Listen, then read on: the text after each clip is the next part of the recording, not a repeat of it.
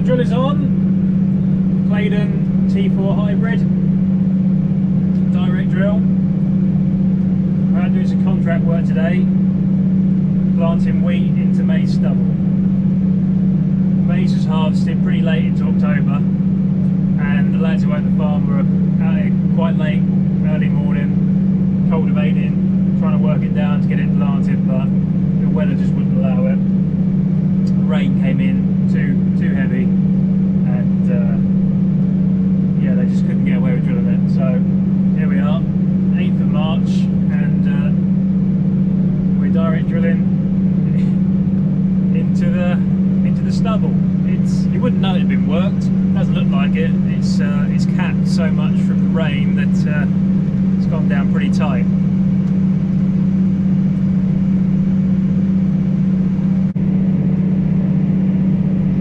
So we've got a little wet spot up in front. We just steer slightly just to go around it. I'll go as close as I can. So hopefully the wheat will come. So don't want to miss too much.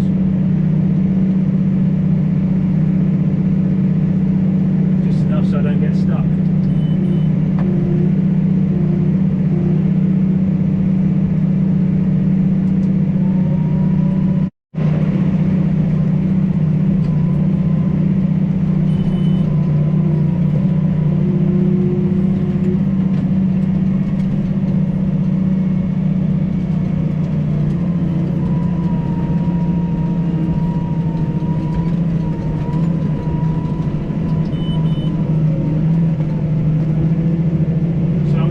Bouts, not back to back like you would do normally with a drill. I'm not putting any tram lines in.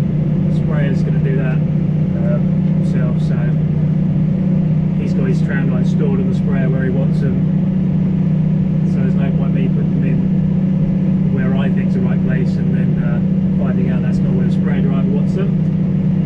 So this drill is quite long, so it's quite hard to loop back in on yourself and go back to back and stay within a 4-lap headland. I don't like doing 5 runs, it just seems a bit of a waste of time, so that's what we're doing about work.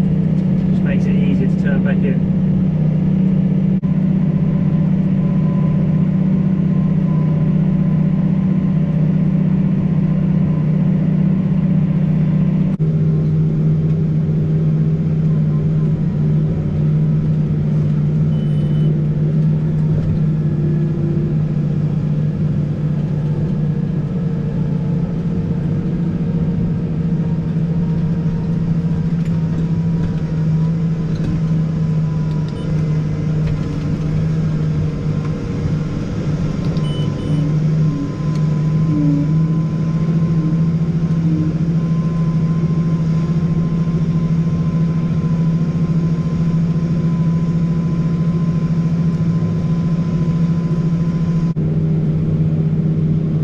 So I'll try and give this drill a walk around and show you guys how it's made, you know, how it works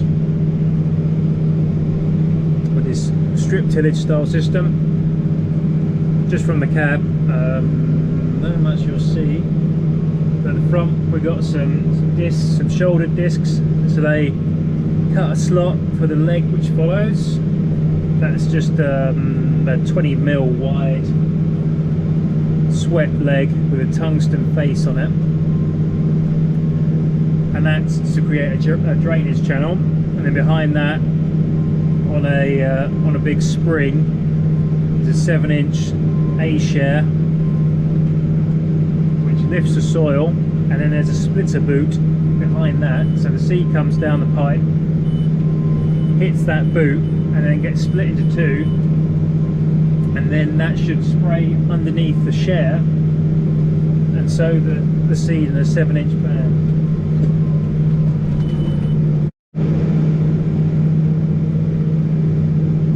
And then behind the seed we've got a batter board, and that runs between the 2 bands of sown seed, so you'll disturb the soil here and here, and then the board runs in between to hit the spoil where it's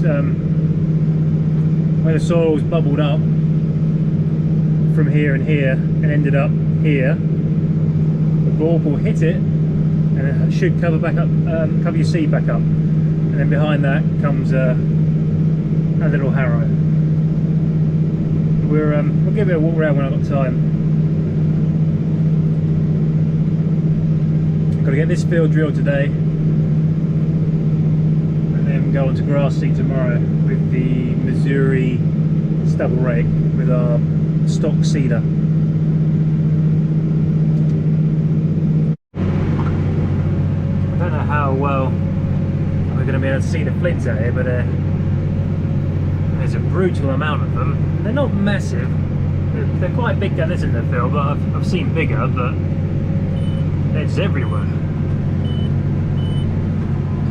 It's like sand on a beach out there.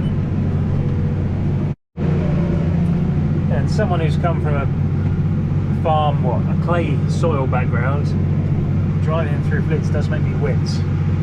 Thinking, what it might do to your tyres. Anything else they hit, you get a few of the bigger ones.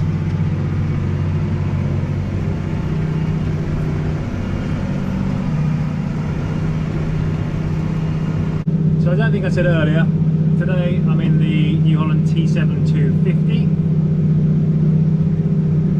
We're, I think I probably mentioned previously, we've had the engine on this tractor remapped, so we now have 250 horsepower as our base, and I think we still, as far as I know, we get the boost on top of that, which should punch out 270, 280 horsepower.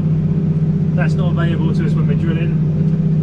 We've only got that for transport on the road, or if there's a load on the PTO, which is why we got the engine remap, just so we had that horsepower constantly, the 250. I have used a 220 JCB, were they 4 220s? When we demoed this drill, it struggled quite a bit. So that's why I thought we wanted a bit more than 220 horsepower.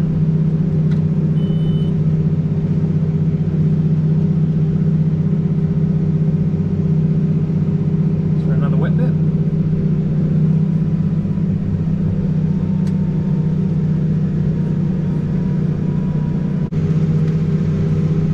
So for guidance, this tractor's got a Trimble RTX system, so I think that's 2 centimetre accuracy. I can't tell you much about GPS, don't know a great deal about it. Until we bought this drill a year ago, I did all the drilling just with bout markers, so I spent all day like this doing the death stare down the mark. But now I can talk to you guys. So we've done just short of 7 hectares with the seed we had in the drill. You can see this bottom one here, it's pretty low, but there's still seed in the top. But the seed alarm's going off, which is, apart from anything else, quite annoying. So we'll pop back to the yard and fill her up again. It's pretty tight up through this road. No branches hanging down, as well as the trees being too close to the road anyway. There was no one around to bring the loader up, so I had to go back to the yard to fill up. I'm hoping I've got enough in the back now to finish the field, so I've got to come up and down any more times. Just have to try and get down there in the dark without catching hold of anything. Probably hear my CB aerial donging away on the trees.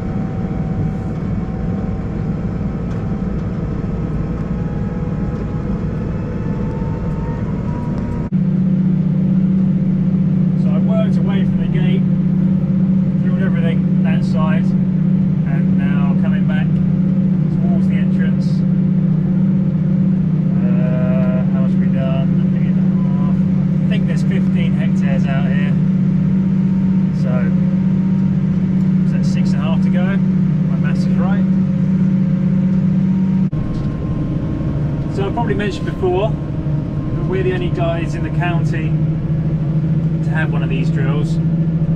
So I've been on the phone to Claydon's press group over the last couple of days. They wanted to come out and do an interview about how we got on with the drill, why we bought it. He wanted to come down before Christmas, and then we had everything locked down, so we just done a little interview over the phone. He wants me to send him a few pictures of us using the drill, so took a few photos of some of the autumn drill wheat last night, yesterday evening. Get a couple of photos of us using it today, and I sent that to them, and I think they'll pop it out in one of their brochures, magazine or something, in the next month or so.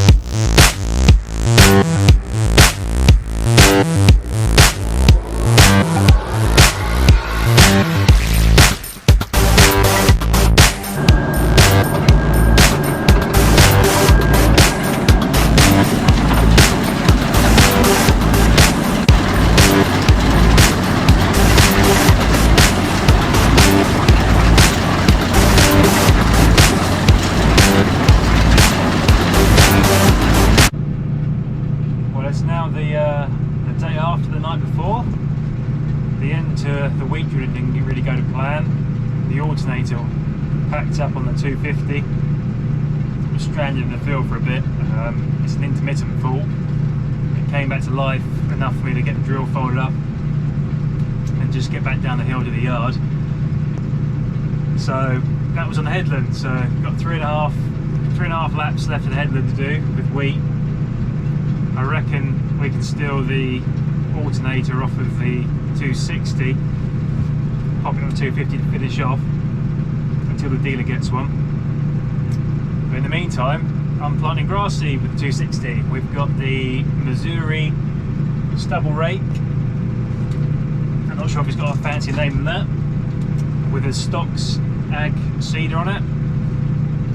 So we're sprinkling on grass seed. We're 7.5 metres wide, planting Westerwold annual grass at a rate of 37 kilos to the hectare. Must be a very light seed though. I'm sure I normally seed with this machine at about 15k, but I can only get up to 10, and that's the max speed of the motor, so we can't, if we go any faster than that we won't be on the right rate. So plodding along at 10k, but at 7.5 metres we still stand a chance of covering 7 hectares an hour, so not too shabby.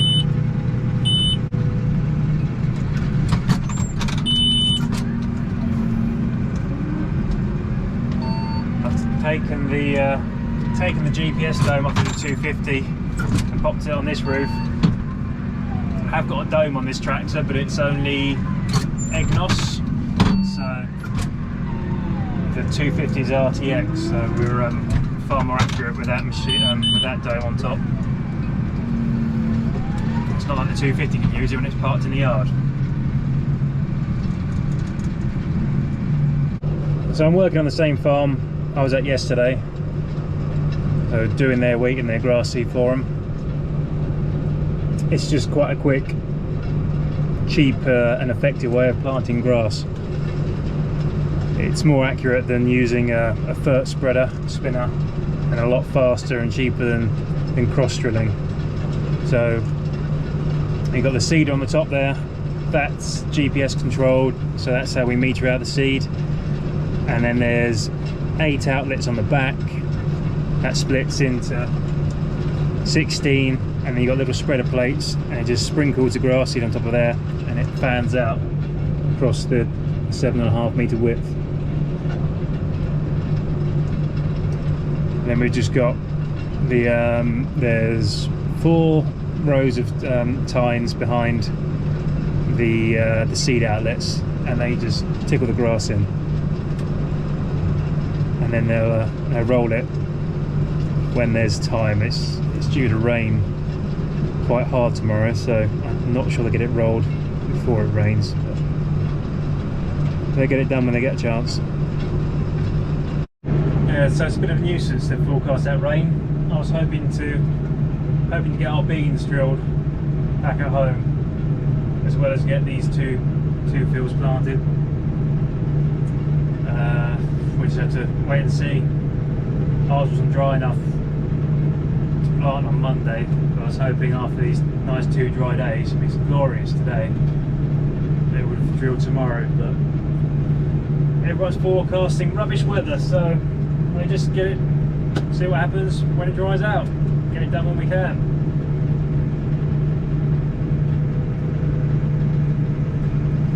This hopper only holds 3 bags of seed, 3.5 maybe.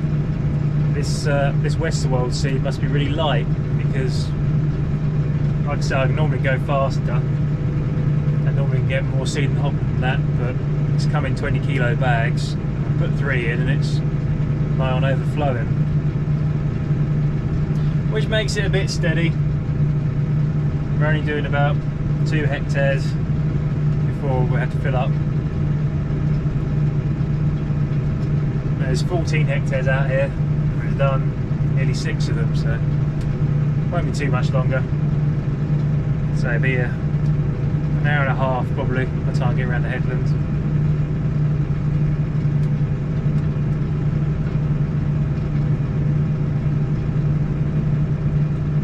Pretty peaceful little task though.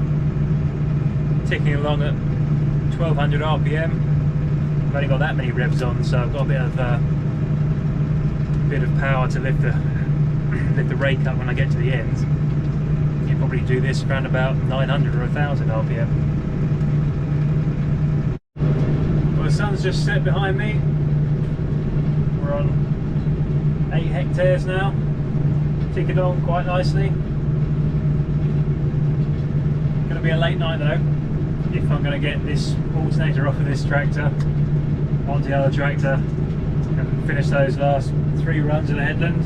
Got my head torch over here, rummaging around under the bonnet, trying to get that done. I should check the weather actually. If it's not going to rain till later tomorrow morning, I can finish the drilling off in the morning, but if it's going to be overnight rain, I better get it done this evening.